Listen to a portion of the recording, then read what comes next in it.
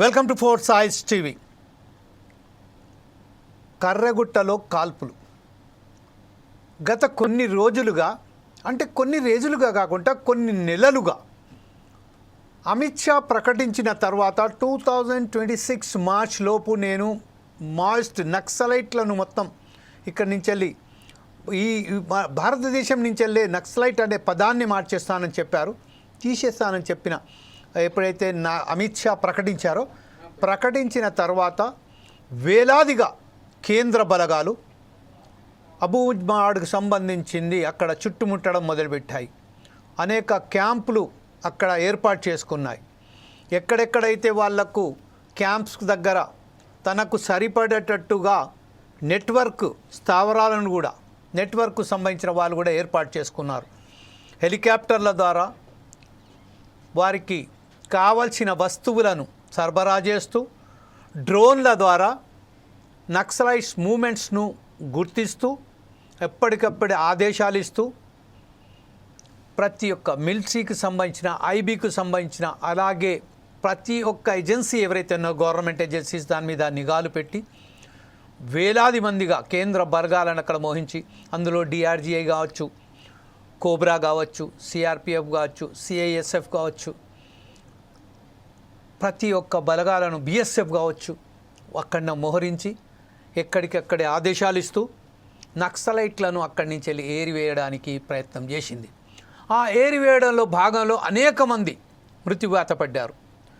నక్సలైట్లకు సంబంధించిన దాదాపుగా మనం చూసుకున్నట్టయితే వందలాది మంది, అందులో నక్సలైట్స్ ఎంతమంది, నక్సలైట్ సానుభూతులు ఎంతమంది, ఆదివాసీలు ఎంతమంది అనేది మాత్రం ఇప్పటి వరకు క్లియర్ కాలేదు. ఒకప్పుడు ఒక దశలో నక్సలైట్లకు సంబంధించిన కేవలం 25 మంది ఉన్నారు, మేజర్గా CC members, state committee members 40 మంది ఉన్నారు అని అనేక ప్రకటనలు వచ్చాయి. అనేక సంఘాలు, ప్రజా సంఘాలు అందరూ వ్యతిరేకించాయి. కగార్ ఆపరేషన్ను వెంటనే నిలిపివేయాలని. ఒక దశలో మ్యాక్సిమం ఇండియాలో ఉన్న ప్రతి ఒక్క పార్టీ ఎక్సెప్ట్ బీజేపీ కుటిమి వారికి సంబంధించిన స్పందించలేదు. కానీ అనేక పార్టీలు, అది కాంగ్రెసే కానివ్వండి, ఎస్పీఏ కానివ్వండి, డిఎంకే కానివ్వండి, కేరళకు సంబంధించిన సిపిఐ కానివ్వండి, ప్రతి ఒక్కరూ దీన్ని, తృణమూల్ కాంగ్రెస్ కానివ్వండి, వారు దానికి సంబంధించిన కగారు వెంటనే ఆపేయాలి అని డిమాండ్ కూడా చేశాయి. కానీ తనదైన శైలిలో కేంద్ర బలగాలు. ఇంకొక విషయం ఏంటంటే ఇందులో ప్రధానంగా మనం గతంలో చేసిన డిబేట్లను ఒకసారి మనం పరిశీలించినట్లయితే మన డిబేట్లు వచ్చిన చాలామంది విశ్లేషకులు ఒక విషయం మాత్రం చాలా క్లియర్గా చెప్పారు. ఏంటంటే ఇప్పుడు ఆపరేషన్ కగార్ ఏదైతే ఉన్నదో రాష్ట్ర ప్రభుత్వం చేతిలో లేదు, కేంద్ర ప్రభుత్వం చేతిలో లేదు, ఎవరి చేతిలో లేదు, కార్పొరేట్ సంస్థల చేతిలో ఇప్పుడు వేరిపోయింది. కార్పొరేట్ సంస్థలు మాత్రం దాని మీద పట్టు సాధించి అక్కడి నుంచి వెళ్ళి ఆదివాసులు కానీ నక్సలైట్లను కానీ అక్కడనే వేరివేల్చి అక్కడ ఉన్న ఖనిజ సంపదను వారు తరలించడానికే ప్రయత్నంలో భాగంగానే ఉన్నది. ఇప్పుడు ఒకవేళ కేంద్ర ప్రభుత్వం తలుచుకున్నా కూడా, రాష్ట్ర ప్రభుత్వాలు తలుచుకున్నా కూడా ఆ కగార్ ఆపరేషన్ మాత్రం ఆగదు అని విశ్లేషకులు మనకు చెప్పినట్టే అయింది. ఈరోజు మనం అదే చెప్పినట్టుగా ఈరోజు మనం చూస్తుంటే ఆపరేషన్ కగార్లో కీలక పురోగతి చెందినట్టు తెలిసింది. కేంద్ర బలగాలు అక్కడికి ఈ కర్రగుట్ట ప్రాంతంలో చేరుకున్న తర్వాత వందలాది సురంగాలను వాళ్ళు వెలికి తీశారు. ఆ సురంగాలలో దాగి ఉన్నారు మావోయిస్టులు అనుకుంటా. దాంట్లో కూడా వాళ్ళు ప్రయత్నం చేసి వారిని అక్కడి నుంచి వెళ్ళి కూడా పంపించబడ్డారు. ఎంతమంది చనిపోయారు అనేది మాత్రం ఎవరికి ఇప్పటి వరకు తెలియదు. గతంలో ఒక 4-5 రోజుల ముందే మనకు ఒక 3 శవాలు దొరికాయి అని ఏదైతే కేంద్ర బలగాలు, తర్వాత అనేక మంది మావోయిస్టులు అక్కడ సరెండర్లు కూడా కావడం జరిగింది. దానికి సంబంధించింది ములుగ్కు సంబంధించిన ఎవరైతే ఎస్పీ ఉన్నారో వారు చెప్పారంటే మాకు కగార్తోనేం సంబంధం లేదు, కేవలం ఎవరైతే మావోయిస్టులు మా దగ్గర సరెండర్ కావడానికి వస్తున్నారో వారిని సరెండర్ చేసి పునరావాసం కల్పిస్తున్నాం. వాళ్ళకి కావాల్సిన ఏదైతే రివార్డ్స్ ఉన్నాయో వారి మీద అవి కూడా ఇస్తున్నాము. వాళ్ళు జనజీవన స్రవంతిలో కలవడానికి మేము సహకారం అందించాలో అది ఇస్తానని చెప్పారు. ఈ నేపథ్యంలోనే ఇప్పుడు ప్రస్తుతం మనతోటి మాట్లాడడానికి మాజీ నక్సలైట్స్ ఎవరైతే ఉన్నారో, అది సిపిఐ కానివ్వండి, సిపిఐ ఎంఎల్ జనశక్తి కానివ్వండి, సిపిఐ ఎంఎల్ పీపుల్స్ వార్ కానివ్వండి, లేకపోతే ఇప్పుడు సిపిఐ మావోస్ కానీ వాళ్ళకి సంబంధించిన ఫస్ట్ ఆఫ్ ఆల్ రజియా గారు ఉన్నారు. మాజీ నక్సలైట్, జనశక్తి నక్సలైట్ గారు వారు ఉన్నారు. అలాగే స్వరూప గారు ఉన్నారు, మాజీ నక్సలైట్. అదే సదాలక్ష్మి గారు ఉన్నారు. వారందరికీ ఫోర్స్ సైజ్ టీవీ ఆహ్వానం పలుతుంది. ఫస్ట్ మనం ఒకసారి సదాలక్ష్మి గారి దగ్గరికి వెళ్దాం. సదాలక్ష్మి గారు, ప్రస్తుతం ఏదైతే ఆపరేషన్ కగార్ జరుగుతున్నదో ఒక సంబంధించింది మీరు ప్రజా సంఘాలలో, అది కూడా సాహిత్యానికి సంబంధించిన విషయాలలో చాలా బ్రహ్మాండంగా ఉన్నారు కాబట్టి ఒకసారి మనం ఆ గానం రూపంలోనే మనం వెళ్ళడానికి ప్రయత్నం చేద్దాం.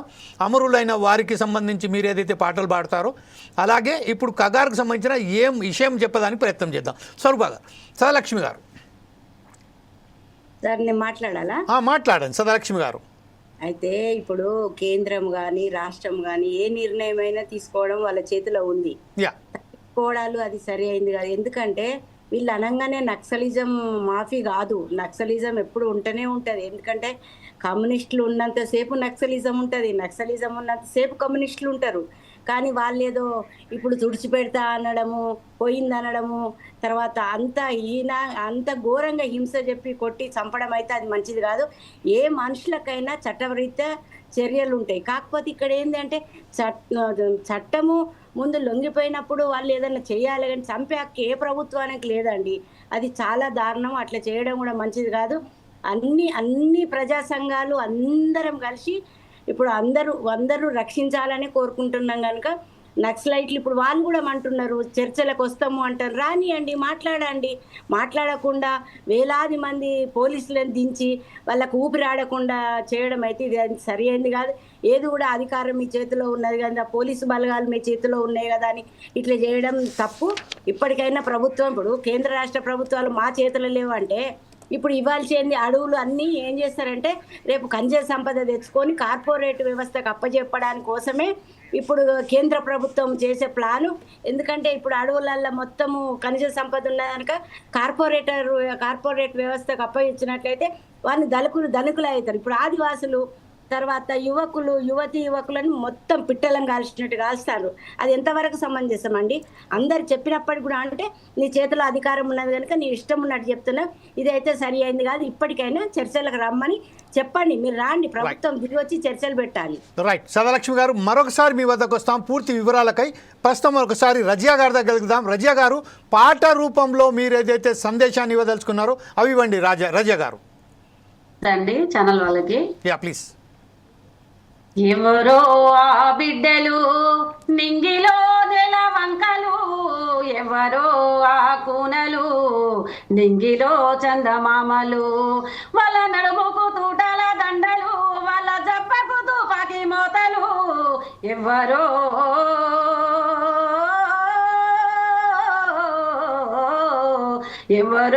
ఆ కూనలు నింగిలో నెల వంకలు, ఎవరో ఆ బిడ్డలు నింగిలో ఆ చందమామలు, ఎవరో ఆ బిడ్డలు నింగిలో నెల వంకలు, ఎవరో ఆ కూనలు నేలరాలిన తారలు, ఎవరో ఆ కూనలు నేలరాలిన తారలు.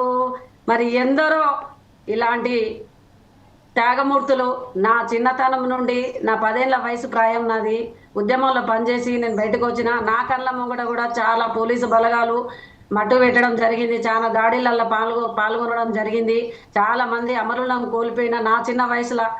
కానీ ఎన్నో నిర్బంధాలు ఎదుర్కొని, ఎన్నో ఆటపోటాలు ఎదుర్కొని నేను ఉద్యమంలో ఒక వీరనారిగా ఎదగాలి, చేయాలని చాలా ప్రయత్నాలు చేసిన. కానీ ఆ నిర్బంధం వల్ల, పోలీస్ నిర్బంధం వల్ల బయటికి వెళ్ళి నేను బయట జనజీవన స్రవంతిలో రావడం జరిగింది. అది కూడా నన్ను ఒక ఊర్లోకి వస్తే అరెస్ట్ చేయడం, కొట్టడం, అప్పుడు చాలా ఒక నక్సల్ ఆడవాళ్ళని కూడా చూడకుండా అప్పుడు తీసుకొచ్చి నిర్బంధం పెట్టి, అప్పుడు నక్సలేట్లకు ప్యాంట్ షర్టు బుషోట్ ఉండేది కదా, అప్పుడు ఆ ప్యాంట్ల తొండలు జొరగొట్టి చాలా లేడీస్ అని చూడకుండా కూడా, కనికరం లేకుండా సేఫర్ బలగాలు వాళ్ళందరూ చాలా ఇబ్బందులు పెట్టేది. ఎందుకంటే మరి ఏ పరిస్థితిలో ఉద్యమంలోకి పోయినరు వీళ్ళు, ఎందుకు పోయినరు, మరి ఈ నక్సలేటు ఉద్యమాన్ని ఎందుకు ఇట్లా ఎంబడించి ఇట్లా ఎందుకు చేస్తున్నారు అనేది కూడా చాలా ఇబ్బందిగా అనిపిస్తుంది సార్. నేను చేసి 30 సంవత్సరాల కింద నేను 97లో బయటికి వచ్చిన. అప్పుడు ఉన్న ఉద్యమం ఇప్పుడు ఉన్న ఉద్యమం చాలా తేడా ఉన్నది. ఇన్ఫార్మర్లుగా తయారవడం, బయటికి రావడం, పోలీసు బలగాలకు సహకరించడం ఇది మరి చాలా ఇబ్బందికరం సార్. ఎందుకంటే పబ్లిక్కి ఎవరు నక్సలేట్లు అనేది పబ్లిక్ అన్యాయం చేయలే. తెలంగాణ సాయుధ పోరాటం అప్పుడే ఉన్నది, తెలంగాణ ఇప్పుడుది కాదు. ఇది తెలంగాణ ఉద్యమ పోరాటం నక్సలిజం తోటే స్టార్ట్ అయింది. భూ పోరాటం చేసినాం మేము, మా చిన్నతనంలో తుపాకులు పట్టి దొరల పాలన మీద ఎదిరించినాం మేము అప్పుడు. కానీ ఇప్పుడు దొరల రాజ్యం అయిపోయింది. ఊర్ల పబ్లిక్ లేకుండా చేస్తారు, ప్రజలు లేకుండా చేస్తారు, మొత్తం ఎక్కడ అడవి లేకుండా చేస్తారు. అడవి కనజ అనేది మొత్తం ఇదైపోయింది. అడవిలో జీవరాశులు బతకడానికి లేదు, ఉద్యమకారులు బతకడానికి లేదు. ఎందుకు మరి నక్సలేట్ అనేది అంతమిస్తారు అనేది మాకు అర్థమైతే లేదు. వాళ్ళు చర్చలకు వస్తామంటారు, చర్చలకు రానియండి. చర్చలకు వస్తే దానికి ఏమున్నది? ఆనాడు వెనకట 30 ఏళ్ల కింద కూడా ఆ గత ప్రభుత్వాలు కూడా చర్చలు పిలిచిరు. పెద్ద పెద్ద మేధాలు వీరన్న ఉన్నారు, రాజన్న వర్గం, సీతక్క, అప్పుడు ఉద్యమకారులు పెద్ద పెద్ద నాయకులు ఉన్నారు. వాళ్ళకు ఉద్యమం ఏంటిదని తెలుసు, నాయకత్వం ఏంటిదని తెలుసు. ఎందుకంటే ప్రజల కోసమే పనిచేసినాం. ప్రభుత్వాలు కూడా ప్రజల కోసమే పనిచేస్తున్నారు. ఇప్పుడున్న గత ప్రభుత్వం కూడా ప్రజల కోసం పనిచేసింది. ప్రజలను అంతం ఇస్తే ఏమొస్తుంది? ఉద్యమకారులు ఎందుకు వెంబడించి నామరూపం లేకుండా వాళ్ళని ఎందుకు వెంబడించి చంపుతారు? ఎందుకు ఎన్కౌంటర్లు చేస్తారు? వాళ్ళ శవాలను కూడా తల్లిదండ్రికి అప్పచెప్పకుండా వాళ్ళే అక్కడే పూడ్చి పెడతారు. గతంలో కూడా అట్లనే చేసిండ్రు. చాలా మంది మహిళలు నా కళ్ళలో చూసిన చాలా మంది చిత్రహింసలు పెట్టిన సమస్యలు చాలా ఉన్నాయి. నా ముందు చాలా మంది లేడీస్ను ఇబ్బంది పెట్టి కాల్చిపడేసిన రోజులు ఉన్నాయి. కానీ ఎందుకు వెంబడిస్తారు? నక్సలిజం అనేది అంతం చేయడానికి కారణమేంది? కేంద్ర బలగాలు ఎందుకు వెంబడిస్తున్నాయి? సొరంగాల ఏ నక్సలేట్లు పెట్టుకోరు. జనజీవన స్రవంతిలో కలవడానికి ఎందుకు వస్తున్నట్టే వాళ్ళు పెట్టే టార్చర్కు పోలీసులు పెట్టే దానికి బయటకు వచ్చి ఇక తట్టుకోలేము, తల్లిదండ్రులు అన్న చూసుకుంటాం, ఆఖరి చూపు అనేది వస్తారు. కానీ ఒక్కొక్కరు అయితే అలానే చనిపోవడం. ఓకే, రజియా గారు మీ వద్దకు మరొకసారి వస్తాను. మరొకసారి మీరు పాట వినాలని నా కోరిక ఉన్నది. ఆ కోరికకు సంబంధించిన ఆ పాట ఏదైతే ఉన్నదో ఆ పాటలలో అంటే నక్సలిజాన్ని మీరు వివరిస్తూ నక్సలిజంలో పాల్గొన్న ఎవరైతే వాళ్ళు ఉన్నారో నక్సలైట్, వారికి సంబంధించిన పాటలు కట్టడంలో మీరు కానివ్వండి, మనకు సంబంధించిన స్వరూప కానివ్వండి, చాలా ప్రత్యర్థిగాంచిన గాయకులు కాబట్టి ఒకసారి మనం స్వరూప గారి దగ్గర వెళ్దాం. స్వరూప గారు మీ అనుభవాలను పాట రూపంలో చెప్పుకుంటూ ఇప్పుడు ప్రస్తుతం ఏదైతే రజియా గారు చెప్పారో ఇంత చిత్రహింసలకు గురి పెడుతున్నప్పటికీ మావోయిస్టులకు ఎందుకు ప్రజలు ఎందుకు మావోయిస్టులను ప్రేమిస్తున్నారు, మావోయిస్టుల దగ్గరకు ఎందుకు వెళ్తున్నారు? స్వరూప గారు పాట రూపంలో చెప్పుకుంటూ తర్వాత మీరు అంశానికి రండి. మాట్లాడండి స్వరూప గారు, మాట్లాడండి. అంటే మన కగారు గురించే కదండి? ఎస్, కగారు గురించే మాట్లాడండి. అయితే ఫస్ట్ ఒక పాటతోని మొదలు పెట్టండి, గాయంతో మొదలు పెట్టండి. పాటతోని ఎందుకంటే మీకు మేము అనుకునేది ఏంటంటే నక్సలైట్ల మీద ఏదైతే పాఠాలు రాశారో, గాయాలు రాశారో, విప్లవ గీతాలు ఏదైతే రాశారో ఆ విప్లవ గీతాలతోనే జననాట్య మండలి కానివ్వండి, ప్రజానాట్య మండలి కానివ్వండి, అనేక ఏదైతే గాయకు సంబంధించిన వాళ్ళే ఆకర్షితున్నాయి. అప్పుడు కానీ సంజీవ్ కానీ, గద్దర్ కానీ, తర్వాత వచ్చిన అనేక మంది జననాట్య మండలి బాటలోనే నడిచి ఈరోజు అనేక మండలిలు ఏర్పడ్డాయి.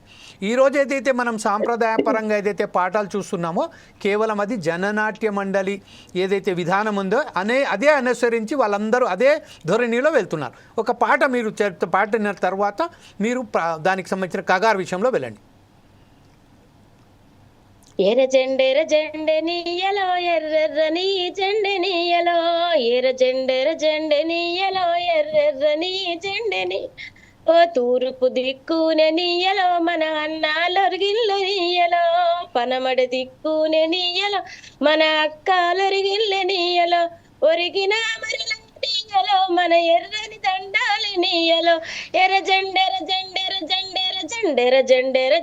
నీయలో ఎర్రెర్రని జెండె నీయలో. సారీ, నాకు కొంచెం కోల్డ్ జలుబైంది, మాట్లాడతాను. ఇప్పుడు కగారు విషయంలో చెప్పండి మ్యామ్. విషయం ఏంటిదంటే ఇప్పుడు ఏదైతే కేంద్ర రాష్ట్ర బలగాలు, నేనైతే రాష్ట్రం కూడా అని అనుకుంటా. సో ఏదైతే అమిత్ షా గారు 2006 మార్చి లోపు నక్సలిజం అనేదే లేకుండా తుడిచివేస్తా అనే నినాదం ఏదైతే వాళ్ళు ఎంచుకున్నారో అది ప్రజాస్వామ్యానికి వ్యతిరేకంగా తీసుకున్న నిర్ణయం అనే చెప్పుకుంటా నేను. ఎట్లా అంటే ప్రజలు ఎన్నుకుంటేనే వాళ్ళు అక్కడ నిలబడగలిగారు. వాళ్ళనే లేకుండా అంటే ప్రజలని వాళ్ళ హక్కులని వాళ్ళ స్వేచ్ఛని ఏదైతే కాలరాచి వేయాలని ఎప్పుడైతే అమిత్ షా గారు అనుకున్నారో ప్రజల దృష్టిలో వాళ్ళు ఎప్పుడో అసలు లేరు. కాకపోతే వాళ్ళు భౌతికంగా మేము ఉన్నాం, ఇంకా మేము పరిపాలిస్తున్నాం అనేసి అనుకుంటున్నారు, కానీ వాళ్ళు ప్రజల దృష్టిలో లేరు. ఎందుకు అంటే రోడ్డు మీద పోయే ఒక చిన్న కుక్క పిల్లని మనం యాక్సిడెంట్ లో చచ్చిపోతేనే మనం తట్టుకోలేము, అసలు ఆ బాధని మనం భరించలేము. అట్లాంటిది ఒక మనుషుల ప్రాణాలని తీసే హక్కు గాని అధికారం గాని ఈ కేంద్ర రాష్ట్ర బలగాలకు పరిపాలన చేసే ఈ పాలకులకు ఎవరిచ్చారండి? అది ఏ మాత్రం ప్రజాస్వామికం అనిపించుకోదు.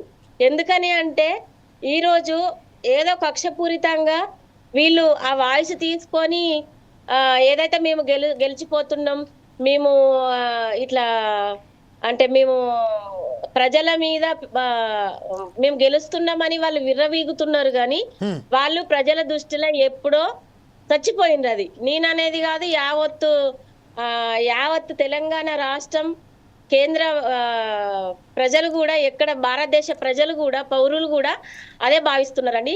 ఇంకోటి ఏంటిదంటే వాళ్ళు కర్రెగుట్టలను చుట్టివేయవచ్చు. ప్రజాస్వామికం అణచివేత ఎప్పుడైతే మొదలైందో ఆ అణచివేత నుంచే ఈ మావోయిజం అనేది, పీపుల్స్ వార్ అనేది పుట్టుకొచ్చింది. కాబట్టి అప్పటి నుంచి కూడా మన హక్కులని కాపాడుకోవడానికి ఈ యుద్ధాలు స్టార్ట్ అయినాయి. దాంట్లో హలో చెప్పండి స్వరూప గారు. ఏదైతే అణచివేత నుంచి హక్కుల కోసం ఏదైతే వీళ్ళు పోరాటాలు అదే చేయాలనేది అణచివేత నుంచే పుట్టింది.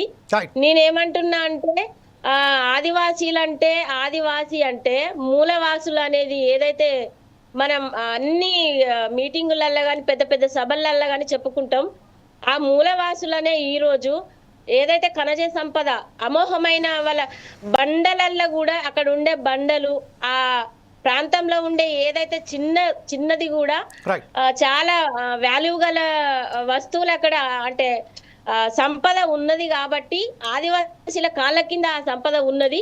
అది ఎప్పుడైతే దోచుకోవడానికి ఈ కేంద్ర అమిత్ షా కావచ్చు, వాళ్ళ మోడీ కావచ్చు, వీళ్ళు ఏదైతే ఉన్నారో వాళ్ళ సంపదను దోచుకొని ఇతర అంబానీ ఆదానీలకు కంపెనీలకు దోచి పెట్టడం కోసం ఆదివాసీలను కాపాడుకుంటూ నక్సలైట్లు ఏదైతే వాళ్ళ కనుసన్నుల్లో వాళ్ళను కాపాడుకుంటూ వాళ్ళ అస్తిత్వాన్ని, ఆదివాసీల అస్తిత్వాన్ని కాపాడడంలో భాగంగా ఏదైతే నక్సలైట్లు వాళ్ళని కాపాడుకుంటూ వస్తున్నారో నక్సలిజం చేసే నక్సలైట్లని ఈ రోజు తుడిచివేయాలి.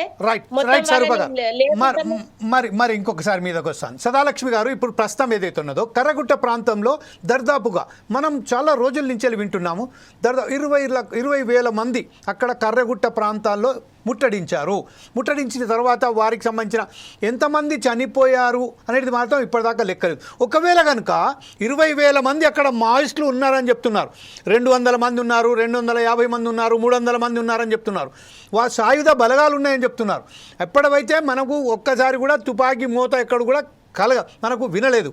వారు చాలా క్లియర్గా ఏం చెప్పారంటే మేము సీజ్ ఫైర్ చేసేసాము అని ఎవరైతే ఉన్నారో వాళ్ళ సెంట్రల్ కమిటీకి సంబంధించిన ఎవరైతే లీడర్ అభయ్ ఉన్నారో స్పోక్స్ పర్సన్ అతను కూడా చెప్పారు. ఇక్కడ రూపేష్ కూడా చెప్పారు, రూపేష్ అని ఇంకోతను ఉన్నారు కదా స్పోక్స్ పర్సన్ చెప్పారు. అయినప్పుడు ఒక్క శవం కూడా దొరకలేదండి.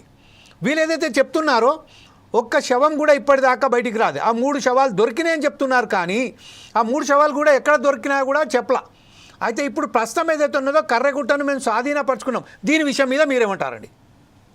కర్రెగుట్టను స్వాధీనపరచుకోవడం అనేది అంటే సరే జనరల్ గా ఇప్పుడు అధికారం వాళ్ళ చేతులు ఉన్నది కనుక ఏ గుట్టనైనా సాధించుకునే అధికారం వాళ్ళకు ఉన్నది. ఎందుకంటే వాళ్ళు డ్రోనర్లు పెట్టి తర్వాత లైట్లు పెట్టి ఒక మనిషికి ఒక పోలీసు మనిషిని పెట్టినప్పుడు ఆ ప్రజలందరిని భయభ్రాంతులకు చేసి తర్వాత అక్కడ ఉండకుండా చేయడము, ప్రజా సంఘాలను రానియకుండా చేయడము, అంటే ఇదంతా ప్రభుత్వం ఎత్తుగడ కదండి. ఇప్పుడు ప్రభుత్వము వేల మంది పోలీసులను నిలిపింది, మనము ప్రజలము తక్కువ మంది ఉన్నాము. అందులో నక్సల్ బ్రదర్స్ చాలా తక్కువ ఉన్నారు. అంటే వాళ్ళు ఎక్కడున్నారు ఏంది అనేది వీళ్ళకి తెలియదు. కాకపోతే మొత్తం ఆదివాసులను, యువకులను తీసుకొచ్చి కాల్చి చంపి వీళ్ళే నక్సలైట్లు అంటారు. అది తప్పు కదా. అందుకని అది ఎంతవరకు కూడా వీళ్ళు చేసే పద్ధతి సరిగా లేదు. ఇప్పటికైనా చర్చలకు రావాలి, మేధావులు ఉన్నారు. తర్వాత మొన్న కూడా మేము హన్మకొండలో ప్రెస్ మీట్ పెట్టారు. పెట్టినప్పుడు మేము ప్రజలందరం పోయి ముట్టడిచ్చి వాళ్ళని రక్షిస్తాము. ఎందుకంటే ప్రజాస్వామ్యంలో ఒక మనిషిని చంపే అధికారం ఎవరికి లేదండి. అప్పుడు మనం ఏం చేయాలంటే మేమందరం మా పార్టీ అన్ని పార్టీలు కూడా ఏమన్నాయంటే వాళ్ళను చర్చలకు పిలవండి, వాళ్ళతో చర్చిస్తాము, వాళ్ళ సమస్యలు మాట్లాడుకుందాము మనం అని. ఇప్పుడు కాదు, వైఎస్ రాజశేఖర రెడ్డి ఉన్నప్పుడు కూడా ఒకసారి చర్చలు జరిగినాయి. వివి గారు వీళ్ళంతా పోయి చర్చల్లో పాల్గొన్నారు. ఇప్పుడు కూడా ఎట్లా ఎంత అంటే చిన్న వాళ్ళు ఏంటంటే పెద్ద రాక్షసుల మధ్యలో మంచి మనుషులు మిగులుతారా? ఉండలేరు. అందుకని వాళ్ళు ఏం చేస్తున్నారంటే బాగా ఫోర్స్ చేసి మేమే అది చేసినాం, నక్సలిజం లేకుండా చేస్తాం అంటున్నారు. కానీ అది అసాధ్యము. అరచేతును అడ్డు పెట్టి సూర్యకాంతిని ఆపలేము. రైట్. ఇదే విషయంపై మనం ఒకసారి రజియా గారి దగ్గర వెళ్దాం. రజియా గారు, ప్రస్తుతం మీరు జనశక్తి పార్టీ నుంచి వచ్చారు, సీతక్క గారు కూడా మీతో పనిచేశానట్టుగా చెప్పారు. అంటే సీతక్క వచ్చిన తర్వాత, సీతక్క ఇప్పుడు ఒక మంత్రి, అంటే ఏ నక్సలైట్ల సీతక్కను చంపడానికి ప్రయత్నం ఏ పోలీసు బలగాలు సీతక్కను చంపడానికి ప్రయత్నం చేశారో అదే పోలీసు బలగాలు ఈరోజు సీతక్కను సెల్యూట్ చేస్తున్నారు. ఒకసారి గమనించండి. అయితే దానికి సంబంధించింది ఈరోజు సీతక్క కూడా ఈ కగార్ ఆపరేషన్ను ఆపేయాలి తక్షణమే అని చెప్పారు. కాకపోతే ఆ పొజిషన్లోనూ మన రాష్ట్రంలో కాంగ్రెస్ అధికారంలో ఉంది, అది వేరే ముచ్చట. కేంద్రంలో వాళ్ళు లేరు. కాకపోతే ఇప్పుడు ప్రస్తుతం ఒక పాట ద్వారా మీరు ఈ విషయాన్ని వివరిస్తూ మీరు ఈ విషయాన్ని సీతక్కతోని మీ అనుభవాలను కూడా చెప్పండి. అంటే ఉద్యమంలోకి వెళ్ళినప్పుడు మేము చిన్న వయసు అప్పుడు చాలా మంది సెంట్రల్ కమిటీ కానీ, మా డీసీలు కానీ, మా కేంద్ర కమిటీలు కానీ ఎవరున్నా కానీ అప్పుడు మాకు జనరల్ బాడీ మీటింగ్స్ పెట్టి మాకు అన్ని విషయాలు ప్రజల సమస్యల మీదే మాట్లాడేది ఎక్కువ మేము. కానీ ప్రజల సమస్యలు ఆ ప్రభుత్వం తీర్చలేదు, పోలీసు వాళ్ళు తీర్చలేరు. మరి వాళ్ళ సమస్యలు ఎట్లా తీర్స్తారు? ఎవరు తీర్స్తారు? వాళ్ళకి అందుబాటులో మరి నక్సలిజాన్ని ఇంత అంతం చేస్తా అంటే ప్రజలు కూడా ఎట్లా ఊరుకుంటారు? ప్రజలు కూడా అదే ఛత్తీస్గఢ్లో ఒకసారి జరిగినప్పుడు ఒక అన్న చనిపోయినప్పుడు ప్రజలు కూడా వెంబడించి పోలీసు బలగాలను ఉర్రూతలూగించారు. మరి ఆ ప్రజలు కూడా ఎందుకు సైలెంట్ ఉంటారు అనేది నాకు ఒక ఆలోచన పడింది సార్. గత పోరాటాలప్పుడు కూడా జనం కోసమే పనిచేసిన ఆ జనం కూడా వచ్చి అప్పుడు అన్న మాకు ఈ సమస్యలు ఆ సమస్యలు ఉన్నాయి అనే వాళ్ళు, మరి ఊర్లో పోలీసు వాళ్ళు వచ్చినప్పుడు కూడా వాళ్ళు ఏం చేస్తారు, ఎందుకు మీరు వాళ్ళని వెంబడిస్తారు, కర్రగుట్టకు సంబంధించిన వివరాలు ఎవరు అందిస్తారు, అక్కడ డ్రోన్ కెమెరాలు పెట్టి ఎందుకు వెంబడిస్తారు, అక్కడ సమాచారం అనేది ఏంటిదంటే ఇన్ఫార్మర్లు అనేది బాగా తయారైంది సార్. ఇన్ఫార్మర్లు ఇప్పుడు ఆ సిచ్యువేషన్ లో కూడా నేను ఉద్యమంలో ఉన్నా. నేను అప్పుడు బయటకు వచ్చి నేను కొరియర్గా వచ్చినప్పుడు నన్ను కొత్తగూడెం పోలీస్ స్టేషన్లో అరెస్ట్ చేసిండ్రు. ఊర్లో అరెస్ట్ చేసినప్పుడు నేను ఇక్కడ అరెస్ట్ అయి ఉన్నాం, మా నాన్నను ఎన్కౌంటర్ చేసిండ్రు. మా నాన్న కూడా ఎన్కౌంటర్ అయిపోయిండు. నేను నా జీవితం మొత్తం లైఫ్ ఇదైపోయింది నాది. కుటుంబం కోసం, కుటుంబమే నాకు. అయినా నేను ప్రజల కోసం ఇప్పటికి కూడా పనిచేస్తున్నా. కానీ నక్సలిజాన్ని అంతం చేస్తుంది అనేది అది కరెక్ట్ కాదు.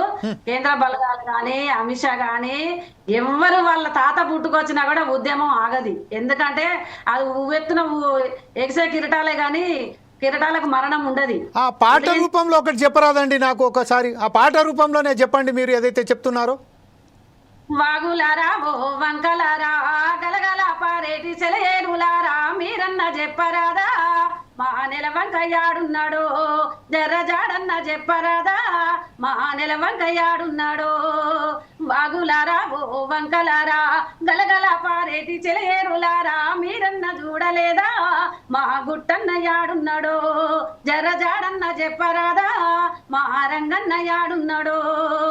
వాగులారా ఓ వంకలారా గలగల పారేటి సెలయేరులారా మీరన్న చెప్పరాదా మా రామన్న యాడున్నాడో జర్రజాడన్న చెప్పరాదా మా జంపన్న యాడున్నాడో జర్రజాడన్న చెప్పరాదా మా సరుపక్క యాడున్నదో. అంటే ఇప్పుడు ప్రస్తుతం ఏదైతే ఉన్నదో నక్సలైట్లకు సంబంధించింది ఆదరణ కరువైందని చెప్తున్నారు. అంటే అక్కడ సంబంధించిన ఆదివాసీల సమస్యల పట్ల మేము చిత్తశుద్ధితో ఉన్నాము, ఏదైతే కార్పొరేట్లకు సంబంధించింది వారికి కావాల్సినంత వనరులు కూడా చేకూరుస్తాము, వారికి ఉపాధి కూడా కల్పిస్తామని కేంద్ర ప్రభుత్వం చెప్తున్నది కదా. అయితే దీని మీద విశ్వాసం ఎందుకు రావట్లేదు ఆదివాసీలకు కానీ ప్రజలకు కానీ నక్సలైట్లకు కానీ? బంధిస్తారు. ఫస్ట్ ఆదివాసులు అనేది బయటి సమాజంకి వచ్చి మనకు తెలిసినంత ఆదివాసులకు తెలియదు, అడవి తప్ప వాళ్ళకు అక్షరం తెలియదు. ఎందుకంటే వాళ్ళని బంధిస్తే గానీ వీళ్ళ ఆచూకీ తెలుస్తుంది అన్నట్టు బాగా వాళ్ళని నిర్బంధిస్తారు. ఇప్పుడు కూడా నేను లైవ్ చూస్తాను, రోజు డైలీ చూస్తున్నా. ఆడవాళ్ళని కూడా చిత్రహింసలు పెడతారు కానీ బయటికి వస్తలేరు. అక్కడ మాకు తెలిసిన వాళ్ళు ఉన్నారు, నాకు ఇంటిమేషన్ ఖచ్చితంగా ఇస్తారు. వాళ్ళు ఏం జరుగుతుంది, ఎవరి మీద ఇట్లా ఆ సిచ్యువేషన్ ఉన్నదని కూడా తెలుస్తుంది నాకు. ఆడపిల్లలు అక్కడ ఉన్న ఆదివాసి బిడ్డలు, ఆడబిడ్డలు కట్టెలకో దానికో దీనికో కూలికి పోతే నిర్బంధించి చిత్రహింసలు పెడతాను. కానీ ఆ పద్ధతి మార్చుకోవాలి. ఏ పోలీసు బలగాలైతే ఉన్నాయో వాళ్ళు ఖచ్చితంగా వెనకకి రావాలి. వాళ్ళను ఆడబిడ్డలను అక్కడ ఆదివాసీ బిడ్డలను నిర్బంధించి చిత్రహింసలు పెడితే అది భావ్యం కాదు. ఎందుకంటే వాళ్ళు లేనిది ఉద్యమం లేదు.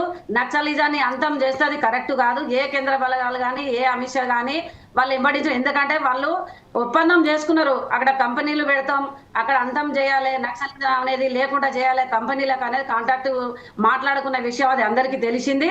ఖచ్చితంగా మళ్ళీ ఇప్పుడు ఉన్న వాళ్ళు ఎందుకంటే వాళ్ళని చంపినా కూడా శవాలను కూడా తల్లిదండ్రికి అప్పచెప్తలేరు, ఎంతమంది చచ్చిపోయారని కూడా చెప్తలేరు. నూటికో కూటికో ఒక్కరు చనిపోతే వాళ్ళని తీసుకొచ్చి వీళ్ళే అని అంటున్నారు. ఎందుకంటే ఇబ్బంది పెడతారు కాబట్టి దయచేసి అలాంటివి జరగద్దు.